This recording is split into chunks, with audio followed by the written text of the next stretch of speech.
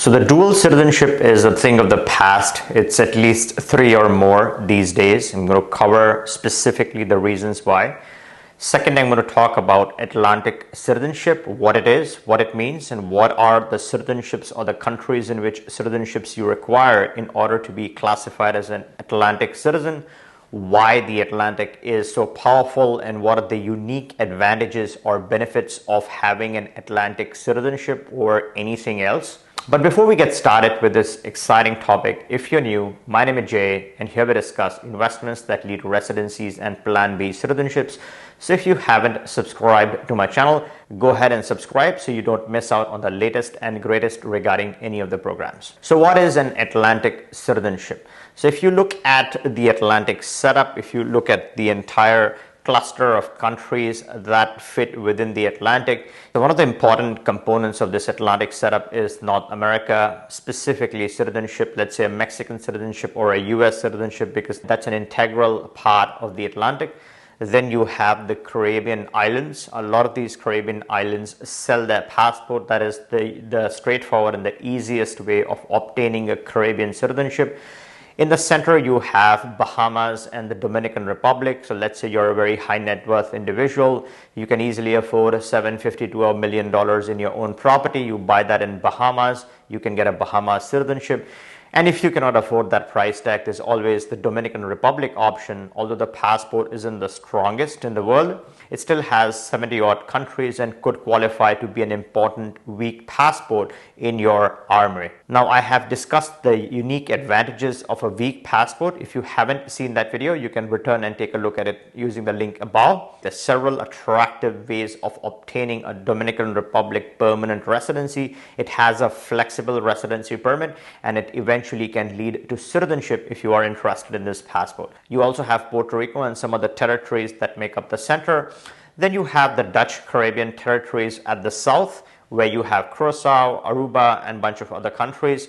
Curacao has a 280k route to Dutch citizenship. Mind you, Dutch citizenship is one of the most powerful passports you can obtain. If you haven't checked out my hack to Dutch citizenship using the Curacao route, you can return and take a look at this video that appears above. So you have that touch point as well. Then you have the South American countries where you have Nicaragua, Panama, Costa Rica, and a host of other very useful, very attractive options in the Latin or South Americas. I've extensively covered these residency options in my other videos, so you can check them out. So how do you qualify to be an Atlantic citizen? In my opinion, you need at least 3 citizenships, bare minimum. 2 used to be the norm of the past, but with the ever-changing environment and the complex world that we live in, 3 is the bare minimum. What are these 3 citizenships? Well, if you can obtain a citizenship in every corner of the Atlantic, I think that gives you a unique advantage. You have access to the entire Atlantic setup. You can move back and forth between your countries. Couple of hours back and forth, you are easily from point A to point B to point C to point D based on how many you have. And what are these countries? Well, let's say you are an American, you already have North American access. Let's say you're not an American or you're looking to move away, or let's say you are not from the North American region and you're looking to obtain citizenship. Mexico offers attractive life and unique benefits and lifestyle. There's the Mexican route where you can obtain a temporary residency and then a permanent residency, and then eventually a Mexican citizenship if you are interested in that. Obviously, that's if you intend to make Mexico your home.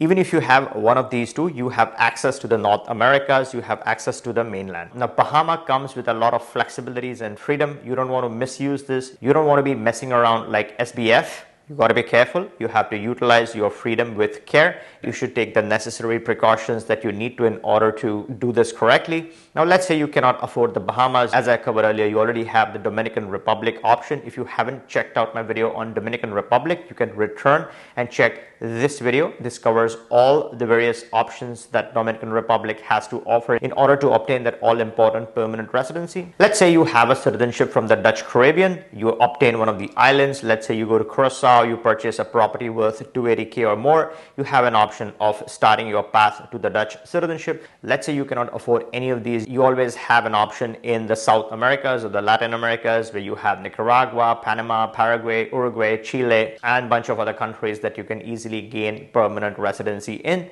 and that way you can obtain an option in one of these regions as well. So as long as you have 3 solid citizenships within the Atlantic, you want to have them as far away from each other as possible. Each country has some unique benefits. There's some countries that might work out best in your circumstances. It's also a combination of where you are from. Let's say you are from a certain region, you don't want to duplicate your access, you don't want to get one of the same type. That's not helpful. As long as you're picking and choosing the 3 points which are diversified, which are adding unique advantages to your portfolio, it strengthens your positioning within the Atlantic. Now, one of the main advantages of being an Atlantic citizen is that you can very realistically obtain these residencies. It's not going to take 8 to 10 years like some of the other options in the European region. Let's say the Portugal Golden Visa, typically you're looking at 8 to 10 years of time frame of completing this type of citizenship. But when you look at Latin America, it's a lot flexible. It's at the fraction of the cost,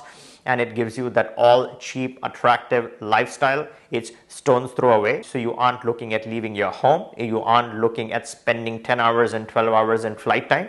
Couple of hours you're back and forth, and you can easily establish your residencies in a territory that's close to home. It doesn't really matter if a country is small or big when you're establishing residencies. The numbers really matter. The strength and the diversity of your passport really matters. So you're talking about a big country, but there's one citizenship, versus you have many smaller countries and you have multiple citizenship. Obviously, having access to multiple smaller territories makes much more sense than having access to one large piece of land. So numbers really start to matter beyond a certain point. The second big advantage of being in the Atlantic is the geopolitical risk is next to none. You aren't expecting or looking at any wars. The only one realistic worry you have is the crime and corruption combination. I've recently made a video on the most developed Latin American options. If you haven't checked that video out, you can return and take a look at this link. It talks about the most powerful passports within the Atlantic. And if you're curious about which stand amongst the highest in the murder rates, you can always return and check this video out here. This talks about the residencies which have high number of murder rates per 10k citizens. So the point being, there's no geopolitical risk within the Atlantic. It's nice and straightforward for you to pursue this long term. The third big benefit is that these are cheap residencies, unlike 500k plus investment in some of the European regions. So it's easier to access, meaning it's faster and quicker, it's cheaper,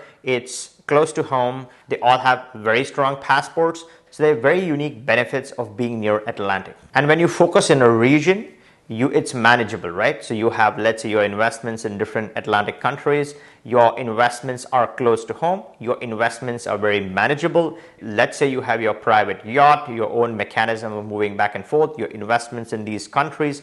It's very easy for you to navigate, manage, access within this beautiful region. The fifth major advantage is the beauty associated with Atlantic. You're always on the beach, you're in good weather, you're in good warm weather, it's tropical climate most places, so you are in a very beautiful and a good territory. The sixth advantage is the language. It's all Spanish mostly, so you're looking at learning Spanish once. So once you learn Spanish, or if you already know Spanish, then you have a very unique advantage across countries, meaning you have cross compatibility. So investing in that one single language can take you a lot of places. Now, some of the disadvantages with the other side, what are the options, right? You have the Middle East, you have Gulf, you have Portugal. So Middle East is a different beast altogether. We aren't going to talk about that. If you look at Portugal, you're talking about 8 to 10 years of time frame for obtaining that citizenship, even after investing heavy amounts of money. And then you have the Gulf. None of those countries ever give you any citizenship. So if you're doing your setup within the Gulf, then as long as you're okay with having a temporary settlement over there, it's fine. But if any major problem strikes, then out you go, and out goes your investment, or your investment could get stuck as well. So those are some of the risks or the disadvantages with, let's say, the Gulf.